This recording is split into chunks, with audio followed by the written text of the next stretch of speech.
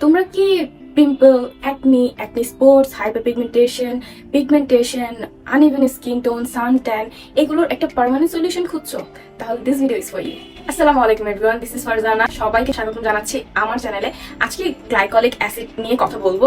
তোমরা সবাই শুরু থেকে শেষ পর্যন্ত ভিডিওটা দেখবে এবং এইটার বিস্তারিত ভিডিও আমার চ্যানেলে অলরেডি দুইটা আছে, তো সেই লিঙ্কটা তোমরা ডেসক্রিপশনে পেয়ে যাবে। সো অফকোর্স ওই দুটো ইন ডিটেল ভিডিও দুটো চেক করবে। আজকে তোমাদের শর্টে এটার ইউজেস গুলো বলে দিব। Here I have the ordinary glycolic acid 7% toning solution. এটা বেসিক্যালি একটা exfoliator. It's all about exfoliating your skin from underneath. এটা নিয়ে অনেক কনফিউশন সবার মধ্যে, যেটা কিভাবে ইউজ করতে হবে, কখন ইউজ করতে হবে, কি না কি।